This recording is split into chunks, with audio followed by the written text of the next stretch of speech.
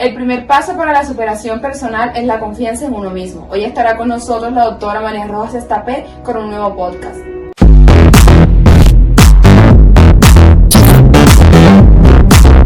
Nunca hemos estado tan conectados, nunca nos hemos sentido tan solos. La soledad es un tema que me preocupa. Te recomiendo que le escuches el capítulo anterior. Y aquí vamos a seguir indagando sobre estos temas. Según una encuesta online estadounidense realizada en octubre del 2020, poco después del confinamiento, el 36% de los americanos decía haberse sentido solo de manera frecuente en el último mes, frente a solo un 25% que lo confesaba así meses antes de la pandemia. Pero lo chocante es que ese porcentaje se disparaba al 51% de las madres jóvenes con niños y al 61% en jóvenes entre 18 y 25 años.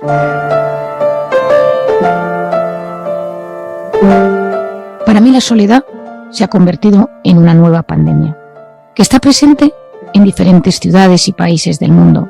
Gran Bretaña también tiene sus datos. Antes de la pandemia, el 10% de los adultos decía haber experimentado algún síntoma de depresión o de soledad. Ahora mismo, ese porcentaje se encuentra en torno al 25%. Aunque solemos relacionar soledad con gente mayor, la realidad es que esta plaga ha venido para instalarse en la juventud. ¿Cuáles son las razones para que esto sea un problema en los jóvenes? El no haber tenido la posibilidad de ver a sus amigos durante la pandemia, el no haber tenido vías de escape, unido a muchas horas centrados en las pantallas, tanto educativo como social, les han dañado emocionalmente. El adolescente se encuentra en plena fase de expansión, de desarrollo cerebral y de madurez psicológica, y las relaciones humanas forman parte de los cimientos para la construcción de su personalidad. El sustituto de la vida real por la digital les hizo un flaco favor. La pandemia fue muy terrible, pero nos ayuda a entender cómo funciona la mente humana. Los primeros meses fueron durísimos, pero iniciativas de todo tipo se instauraron en el mundo. En Italia salían a la ventana a cantar, en España existían tutoriales online de chefs de cocina, la gente se conectaba por Zoom, FaceTime o aplicaciones similares para mantener el contacto o celebrar y compartir momentos. Se luchó contra viento y marea por combatir ese aislamiento. La excepcionalidad de la situación y la capacidad adaptativa que deriva del propio instinto de supervivencia lograron que muchos mantuvieran el ánimo y la ilusión por salir adelante del trágico momento que nos había tocado vivir. Pero pese a toda nuestra neuroplasticidad y nuestra capacidad de adaptación, el paso del tiempo fue erosionando nuestra mente y la privación del contacto humano y el aislamiento demostró ser tremendamente negativo para nuestra mente. El ser humano precisa de las interacciones para sentirse bien en el mundo. Eliminarlas merma nuestra capacidad física y mental. Todos tenemos ganas de querer, de ser queridos, de vernos, de quedar, sobre todo si estamos bien psicológicamente hablando. De hecho, un síntoma de la depresión, del estrés mantenido, de la intoxicación de cortisol, es no querer ver a las personas de nuestro entorno. Pero cuando nos encontramos mejor, cuando nos encontramos ilusionados, uno de los temas que más surge en nuestra mente es querer ver a nuestros seres queridos, compartir rato con nuestros amigos, disfrutar de las relaciones sociales. Otro tema fundamental es el tacto. La importancia de tocarse, de abrazarse, de darse besos. Qué importante es. Durante la pandemia lo estuve investigando desde diferentes puntos de vista y de ahí nació la oxitocina, esa hormona de la que tanto he hablado. Os recomiendo que profundicéis al respecto. Es un tema apasionante. Privar a un niño, a un bebé, de abrazos, de contacto, sabemos que tiene efectos muy nocivos en su desarrollo cognitivo y emocional. Hace unos 4 o 5 años realicé un viaje a Colombia en el que impartí varias conferencias a profesores, alumnos y padres de alumnos en varios colegios. Pedí a los jóvenes que durante la sesión me escribieran en un papel preguntas o sugerencias sobre algún tema que les interesara de forma particular. Al terminar la sesión, recogí los papeles. Había más de 500 jóvenes presentes en la sala y me entregaron muchas hojas escritas. Leí por encima las primeras. Me siento solo. Ayúdame a combatir la sensación de que no formo parte de ningún grupo. Mis vías de escape son las redes sociales y tengo varios perfiles para paliar la sensación de soledad. Nadie me quiere de verdad, no me siento comprendido. Por la noche, ya sola en el hotel, recogí las hojas y leí una por una. Todos seguían en la misma línea. Había cientos de papeles, pero más de la mitad trataba sobre el sentimiento de soledad.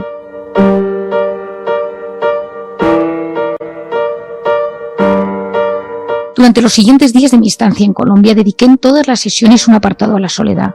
Notaba que era un tema que afectaba a muchos de los oyentes.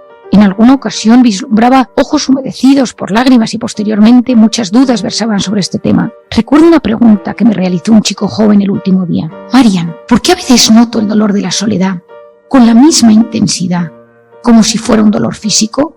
La respuesta te la cuento ahora, porque estoy segura de que puede interesarte, ya que lo habrás experimentado en alguna ocasión.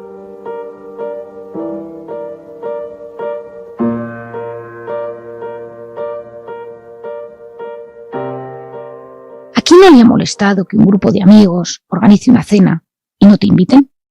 ¿Que te humillen? ¿Que te fallen? ¿Que te rechacen? Esa molestia que uno siente en esos momentos puede definirse como una experiencia emocional desagradable que se origina cuando uno se siente poco querido o excluido de algún grupo del cual desearía formar parte.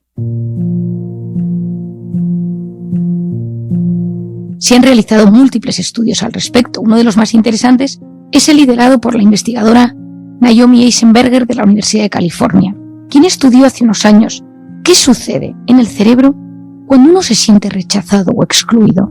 Los resultados son asombrosos. Ella descubrió que los efectos del dolor social, desde un punto de vista neurológico, son muy similares a aquellos producidos cuando uno recibe un dolor físico. Es decir, cuando una persona siente un dolor físico por herida, lesión o fractura, se activa en su cerebro la corteza cingulada interior. Lo que observó la doctora Eisenberger fue asombroso. El sentirse rechazado activa esa misma zona del cerebro. Es decir, el dolor social y el dolor físico duelen de la misma manera. Lo interesante es que los estudios van más allá. El hecho de recordar ese instante de rechazo o de humillación reactiva ese circuito cingulado anterior. Y el cortisol, esa hormona de la que tanto sabes, se segrega. Por lo tanto, el dolor físico y social, ambos son causas de estrés. Estos descubrimientos pueden ser de utilidad en muchos campos. Pienso, por ejemplo, en todas aquellas personas que sufren de dolor crónico. Ese dolor físico tan intenso e incapacitante está muy ligado al dolor social que padecen, razón por la cual les cuesta más salir y acudir a grupos o reuniones sociales. En esos casos, el hecho de no sentirse comprendidos, sumado a la sensación de dolor, incrementa el bloqueo de forma más importante. Ese dolor social surge desde sentirse excluido en la familia o rechazado en el colegio o en la universidad, o incluso no encajar en un equipo o en el trabajo. Todas estas situaciones generan un gran impacto en el cerebro, ya que quedan grabadas en la mente y son fuente de limitación en la vida social. En terapia suelo indagar sobre los momentos traumáticos de la infancia y de la juventud, y uno de los puntos en los que más insisto es: ¿te has sentido rechazado alguna vez? ¿Te han apartado y eso te ha hecho sufrir? ¿Recuerdas las escenas exactas? Trabajando desde esos momentos y desde esas emociones dolorosas, intento reparar el daño hecho para mitigar las consecuencias que esto tiene en la edad adulta. Recuerdo a un paciente, José, que acudió hace unos meses a verme. Solicitó ayuda porque desde pequeño siempre se había sentido distinto a los chicos de su edad. Al profundizar en su infancia, me relató: recuerdo que nunca me pasaban la pelota en el campo de fútbol. Los partidos eran un suplicio porque nadie se acordaba de mí. A veces fingía estar enfermo para no tener que jugar, no formar parte del equipo. Te excluía para los planes de fin de semana. Solo recordarlo me causa dolor. Pero físico, lo puedo llegar a sentir, Marian. No lo olvides, existe una conexión importante entre cómo nos sentimos a nivel físico y a nivel social. Están profundamente unidos.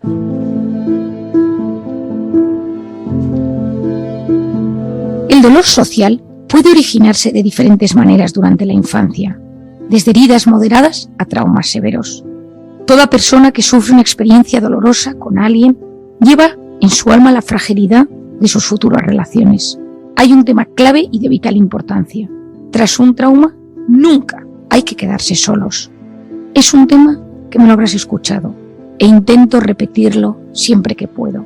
El trauma sufrido desde la soledad tiene un impacto mucho más negativo y perjudicial. Hay un estudio importante sobre este tema, publicado por la doctora Amy Werner de la Universidad de California en Davis.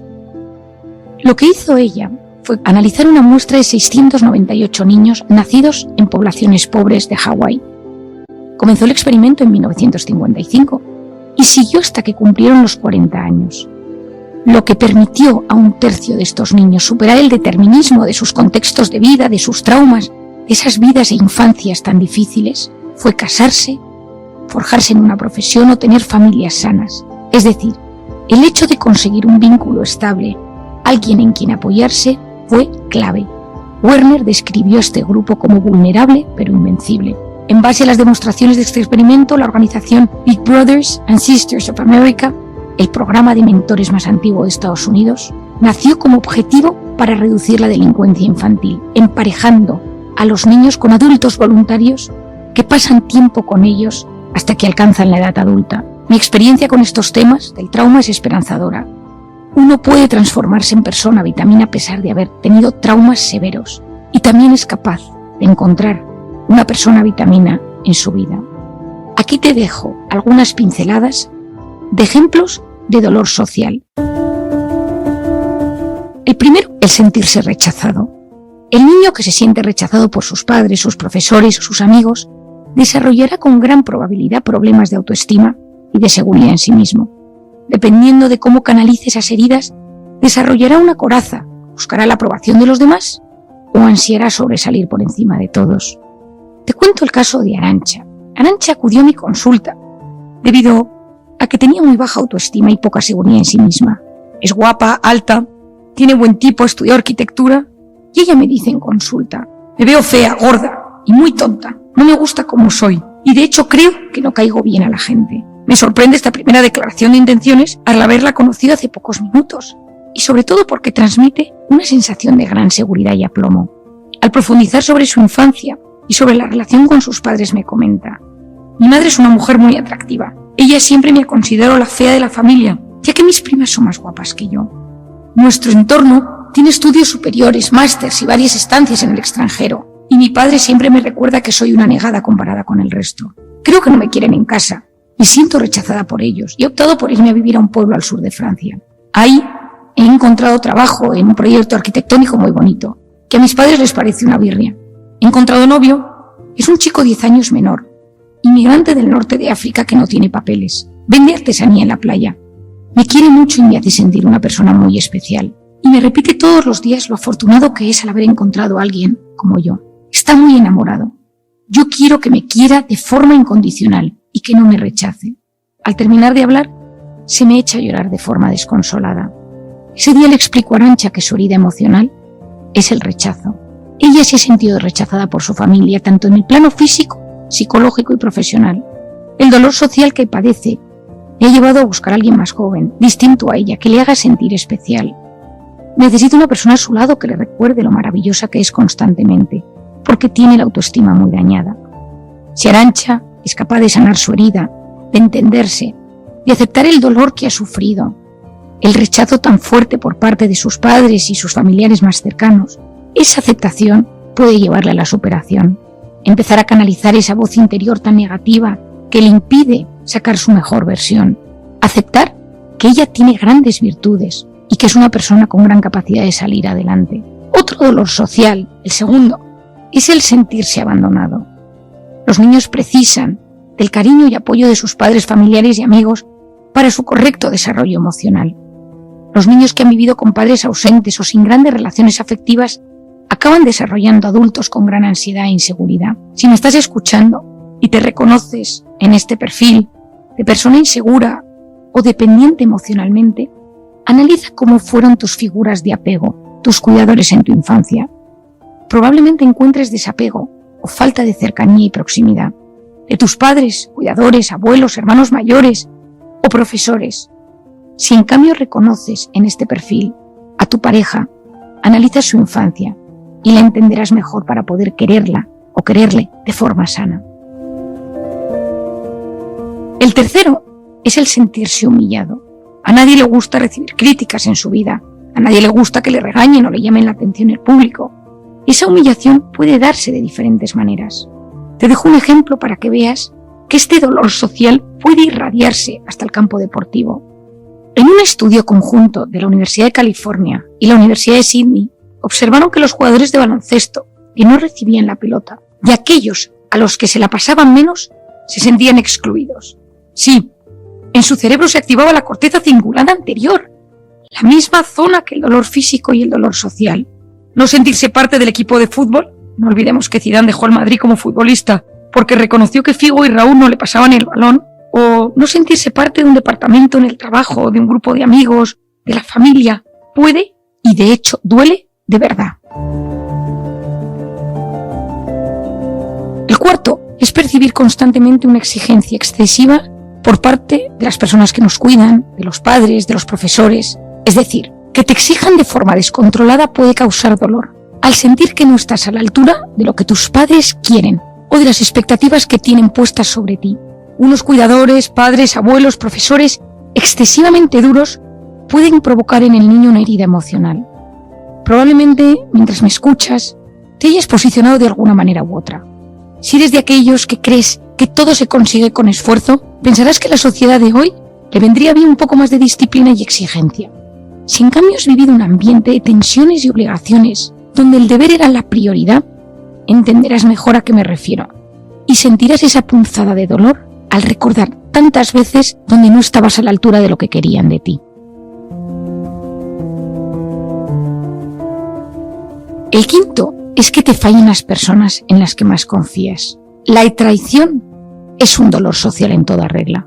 Cuando te fallan en la infancia, esa herida puede ser difícil de superar, ya que a esa edad a veces no contamos con las herramientas necesarias para sobreponernos. El problema de que te fallen desde pequeño es que puede surgir dentro de ti una desconfianza hacia las personas con las que te topes y percibas el mundo como un lugar hostil, donde en cada ocasión alguien puede querer hacerte daño. Te cuento el caso de Chloe.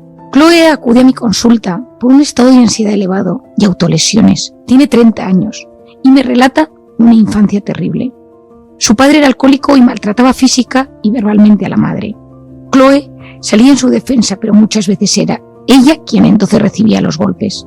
El día de su cumpleaños, cuando estaba soplando las velas, su padre le dijo: ¿vas a pedir de deseo que yo te quiera? Un par de horas más tarde, el padre se marchaba de casa abandonando a la familia para irse con otra mujer. Chloe cumplía ese día 15 años y había preparado su cumpleaños con toda la ilusión. Mi primera consulta con ella fue complicada. Cuestionaba cada frase o pauta que yo le explicaba. Me preguntaba exactamente en qué consistía el tipo de terapia que yo quería realizar con ella. En un momento dado le pregunté: ¿qué es lo que realmente te preocupa del tratamiento? Su respuesta fue clara pero directa: que me falles, que yo no te interese como paciente, que priorices a otra gente antes que a mí y que me hagas sentir insignificante. Me impactó su respuesta. Creo que yo jamás he tratado a nadie así. Eso espero. Si lo he hecho, me disculpo de corazón. Pero claramente Ana tenía un problema de desconfianza inmenso. A día de hoy, tras meses de terapia, ha mejorado, pero la herida de su padre sigue ahí. La traición acompaña a Ana y cada vez que siente que sus amigas o compañeros de trabajo la pueden fallar, se activa su dolor social de forma intensa. Su circuito cingulado anterior se pone en marcha. Nos queda mucha terapia por delante para que sea capaz de abrirse a la posibilidad de tener pareja y de alguien que la quiera con sus defectos, ya que a día de hoy sigue pareciéndole un riesgo y no se atreve a conocer a nadie por miedo a ser herida. Un niño que ha sido traicionado puede convertirse en un adulto profundamente desconfiado, con emociones distantes y muy frías.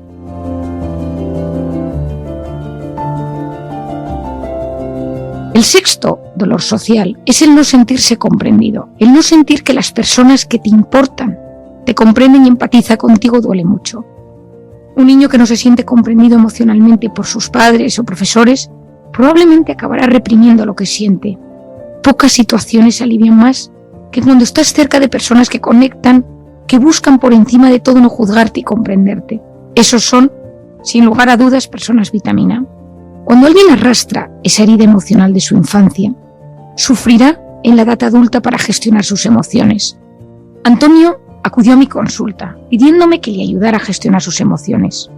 Me dijo: me enfado, me pongo triste, estoy impulsivo, ansioso, rabioso, todo en el mismo minuto. No sé cómo gestionar este mundo interior tan inestable que tengo. Hablando con Antonio me encuentro con un chico muy sensible. Todo le afecta, desde los sonidos, los sabores, la luz, las reacciones faciales de las personas que le miran. Es músico, toca en un grupo y ha colaborado en alguna discografía. Escribe poesía y su sueño sería poder publicar sus obras en alguna editorial.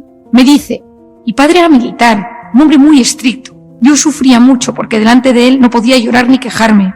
No me dejaba cantar porque decía que desafinaba. No tenía muchos amigos en el colegio, ya que muchos eran hijos de militar y mi forma de ser no encajaba. Yo intentaba aparentar estar bien, pero la realidad es que yo sufría enormemente. Me dolía mucho darme cuenta que nadie de mi entorno me entendía. Mi padre está mayor, me da pena y me transmite ternura, pero soy incapaz de expresárselo y me cuesta darle un abrazo. Lo curioso es que soy muy cercano con mis amigos y eso no me causa problema. Antonio tiene una personalidad altamente sensible, pero nadie, durante su infancia, validó su sensibilidad. Todo lo contrario. Era algo no permitido. Se lo guardaba. Fue su secreto, su intimidad. Pero en la época básica, para aprender a autorregularse, nadie le acompañó en el proceso. A día de hoy, con 33 años, se nota, dicho por él mismo, cojo emocionalmente hablando. Lo primero en estos casos es explicarle cómo es su forma de ser, describirle y exponerle su sensibilidad y los efectos que tiene en él, ayudarle a comprender el recorrido de su mundo emocional para entender cómo ha llegado hasta aquí, desarticular el dolor social tan intenso que se reaviva en él cuando se siente juzgado o incomprendido por su forma de ser, y finalmente entender que no ha recibido la validación necesaria para poder gestionar de forma adecuada sus emociones y sentimientos. En último lugar, hemos trabajado la aceptación de su padre, aceptar que por su cultura, su educación y su personalidad nunca supo conectar con él. Nadie enseñó a su padre a expresar y gestionar su mundo emocional, ya que fue educado desde el rigor y en la falta de expresión de afectos. Antonio, gracias a este proceso, ha sido capaz de perdonar a su padre y va aprendiendo a no sentir tanto dolor cuando no recibe de su padre el cariño y apreciación que le gustaría. Antonio, a sus 33 años, estaría deseando poder hablar con su padre de ciertos temas, compartirle asuntos de sus ilusiones, trabajos, poesías, pero sabe y acepta que eso no va a pasar. Y aceptarlo ha sido un paso fundamental para curarse.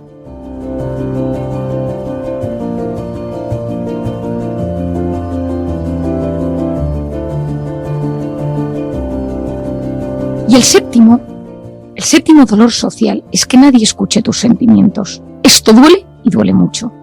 No sentirte escuchado genera mucho sufrimiento, porque esa falta de atención te hace sentir insignificante y poco importante para los demás. Suele surgir en la infancia, donde uno intentó comunicarse con sus padres, o con sus cuidadores, sus profesores, sus abuelos, expresando un tema emocional o sentimental, y estos evitaron contestarle. Recuerdo el caso de Susana, que acudió porque era muy insegura, tenía baja autoestima y problemas de ansiedad. Susana tiene 30 años y le cuesta hablar de sus sentimientos en consulta. Al intentar indagar sobre su historia, me cuenta que desde pequeña era muy difícil conectar con su madre. Era muy estricta y cualquier conversación con un componente emocional, tipo, estoy cansada, mis amigos no me hacen caso, me siento sola, creo que me estoy enamorando, generaba un rechazo en su madre. Debido a la educación tan rígida que presentaba, no permitía que su hija hablara de sentimientos. Susana me cuenta, no te imaginas lo que me dolía no sentirme escuchada por ella. Nunca me permitió expresar lo que yo realmente sentía. Si mis padres me veían mal o triste, me hacían el vacío. Para ellos era una debilidad. Y su teoría es que yo me fortalecía con su comportamiento. En otras ocasiones, si me veían triste o sensible, se volvían agresivos contra mí y me gritaban y me insultaban. Eres débil, ¿cómo nos ha podido salir una hija así? Ella me dice, yo me sentía culpable, muy culpable, y a día de hoy esa voz interior negativa sigue siendo mi batalla más dura. El caso de Susana es clave para entender los temas de la vida. El dolor social, ese circuito cingulado anterior, puede activarse por no sentirse escuchado por las personas del círculo más cercano. Si Susana está en una comida y alguien la interrumpe, se reactiva su dolor. Esa herida se reactiva por una microcircunstancia, porque la herida no está sanada. Ese dolor tan íntimo nos acerca a nuestra temida soledad, ya que hablar sin ser atendido conduce a la mente a estados de enorme tristeza y vacío. No olvides que sentirse rechazado o excluido activa la corteza cingulada anterior y duele. Y me lo habrás escuchado muchas veces. Comprender es aliviar. Entendiendo cómo funciona tu cerebro. Aprendiendo a comprender. Aceptando que hay cosas que quizá nunca cambien. Perdonando de forma sana a aquellos que te hirieron. Te puede ayudar a superar tu herida y tu dolor social. Y no olvides que comprender es aliviar. Si llegaste hasta el final de este video, dale me gusta, comenta, comparte y recuerda siempre que todo es cuestión de actitud.